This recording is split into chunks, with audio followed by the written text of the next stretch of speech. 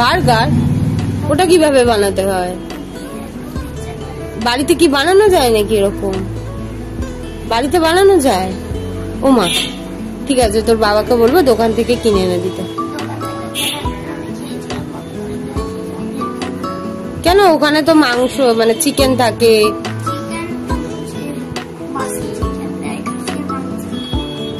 বাজে হয়? বাড়িতে ভালো হবে? ঠিক আছে, দেখি পারি নাকি। তোমার ইচ্ছা মতো কালকে বানিয়ে দেবো, ঠিক আছে? Hey everyone, welcome back to my channel মঞ্জুরির সাজ করে তোমাদের সকলকে স্বাগত। আমার বাচ্চার বায়না বার্গার খাবে, দুদিন ধরেই বেশ বায়না করছিল। ও স্কুলে যায় তো, এবার একটা বাচ্চা টিফিনে এনেছিল। ব্যাস, বাচ্চা মানুষ, ওর দেখেছে, এবার ওকেও একটু ট্রাই করতে হবে কেমন হয় বার্গার খেতে। তো আমার বাচ্চাটা মানে আমার ছেলের কথা বলছি, ও একটু খাবার দাবারের প্রতি ওর বিশেষ কোনো আগ্রহ নেই। এবার যাই হয় তাই বলবে খাবো না। এবার ওর ইচ্ছা হয়েছে যে বার্গারটা আমি খাবো। তো আমি পারবো না বলে আমার হাজবেন্ড ওকে কিনেও এনে দিয়েছিল। এইবার ওকে যখন কিনে এনে দেওয়া হলো, ও বার্গারটা মুখে দিয়েও টেস্ট করলো না। একটুখানি খেয়ে বললো, মানে একটুখানি খেয়েও ছিল, খেয়ে বললো ওটা বাজে খেতে আর ভীষণ ঝাল, চিকেনটা নাকি বাসি ছিল, ওর ভালো লাগছিল না খেতে। মানে একটা বাইট খাওয়ার পর পুরো বার্গারটাও ওর বাবাকে দিয়ে দিল, বললো আমি খাবো না। এইবার ঠাকুমা দাদুদের কাছে তো নাতি নাতনিরা তো ভীষণই প্রিয় হয়। আমার কাছে বায়না মেটেনি তো কি হয়েছে, ঠাকুমার কাছে আবদার করেছে। এবার ঠাকুমা তো সেই আবদার মেটাতে একদম প্রস্তুত, লেগে পড়েছে বার্গার বানাতে। তো এই দেখো, বিকেলবেলা স্কুল থেকে আসার পর মা দেখি সব রেডি করে রেখেছিল। শসা, তারপরে তোমার যা যা লাগে, চিজ ছিল না বাড়িতে, সেটাও কিনে এনেছিল। আর এই স্যান্ডউইচ বানানোর জন্য তো এমনি পাউরুটি ছিল, কিন্তু বার্গার বানটা ছিল না, এটাও আনা হয়েছে। তোমরা কিন্তু বাচ্চার টিফিনে এইরকম একটা জিনিস দিতে পারো। একটা বার্গার খেলে বাচ্চাটার পেটটা কিন্তু বেশ ভরে থাকবে, আর বাড়িতে তৈরি করলে ওটা কিন্তু হেলদিও হবে, বাচ্চাটার কোনো ক্ষতি হবে না। জাস্ট একটা ডিম থাকে আর একটু স্যালাড, একটু চিজ দিলেই, আর একটু সস ওপর থেকে ছড়িয়ে দিলে, একটু গোলমরিচের গুঁড়ো, বিট নুন, ব্যাস, আর তো কিছু না। তো বাচ্চাটা আমার মনে হয় ভীষণই খুশি করে খাবে। ওরা তো একটু মুখরোচক খাবার পেলে ওদের যেন দিনটা যেন অনেক খুশির হয়ে ওঠে। আমার ছেলে তো টিফিনে ভাত তো কিছুতেই নিতে চায় না, কখনো চাউমিন করে দিতে হয়, কখনো এগরোল বানিয়ে দিতে হয়, এই রকম ওর টিফিন।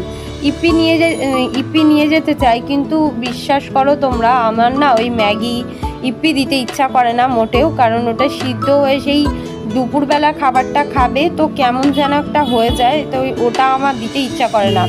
জোর করে মাঝে মাঝে ওর টিফিনে আমি ওকে ভাতও দিয়ে দিই। আর এইরকম খাবার তো আছেই, আমি বানিয়ে দেওয়ার চেষ্টা করি।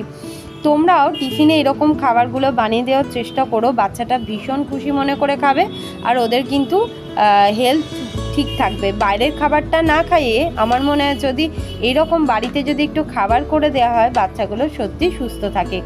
আর আমাদেরও কিন্তু ভালোই লাগে এরকম খেতে। মা আমার জন্যও বানিয়েছিল একটা, তো আমার হাজব্যান্ড খেলো, আমার শ্বশুরমশাই একটা খেয়েছে, আমার ছেলে একটা খেলো, তো আমার ছেলে তো ভীষণ খুশি।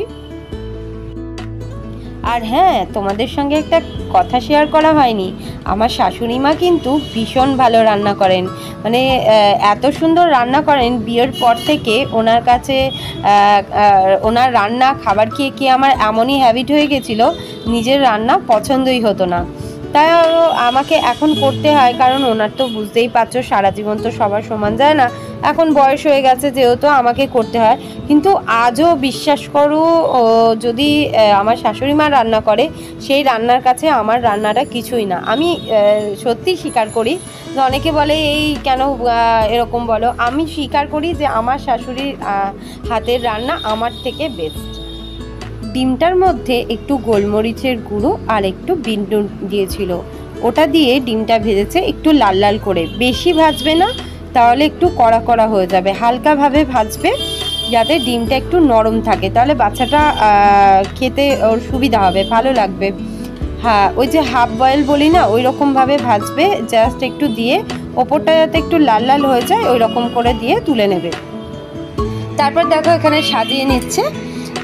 পাউরুটিটার মধ্যে আগে ডিমটা দিয়ে দিল, তার ওপরে একটু চিজ দিয়েছি, সস দিয়েছি, তার উপরে স্যালাডগুলো দিয়ে দিচ্ছে। দেখো এখানে আছে পেঁয়াজ দিয়েছে আর শসা দিয়েছে। টমেটো আমার ছেলে খাবে না, তার জন্য টমেটো দেওয়া হয়নি।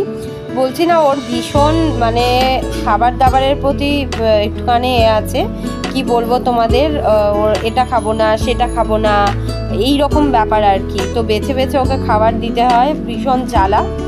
যার বাড়িতে এইরকম বাচ্চা আছে একটু কমেন্ট করে জানিও তারা কীরকম সাফার করে বাচ্চাটাকে নিয়ে। তো আমি তো করি আমার বাচ্চাটাকে নিয়ে, মানে নাজেহাল অবস্থা আমার। তো এইরকম করে সাজিয়ে তার উপরে আরেকটা পাউরুটি দিয়ে দেবে, আর এর ওপরে একটু বিট নুন ছড়িয়ে দিল।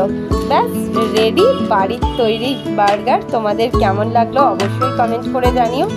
আর যদি আমার শাশুড়ি হাতে কিছু রান্না তোমরা দেখতে চাও, ভীষণ ভালো ভালো রান্না করে, আমাকে একটু কমেন্ট করে জানিও, আমি সুন্দর সুন্দর রান্নাও শেয়ার করব তোমাদের সঙ্গে।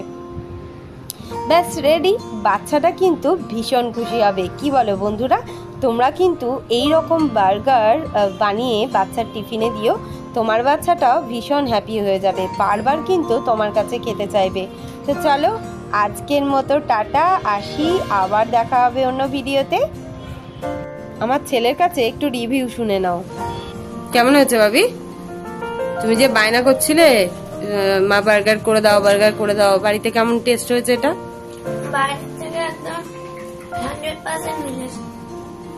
ভালো লেগেছে? তাহলে বাড়ির খাবারটাই ভালো বলছো?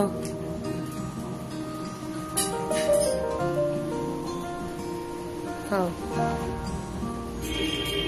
আবার চাই? স্কুলের টিফিনে? স্কুলের টিফিনে এইরকম একটা বার্গার মন্দ হয় না, কি বলিস রবি? বন্ধুরা পছন্দ করবে বল? সব খেয়ে নিল তোর থেকে কেড়ে কেড়ে। এরপর 1 কাপ গরম গরম চা, ব্যাস।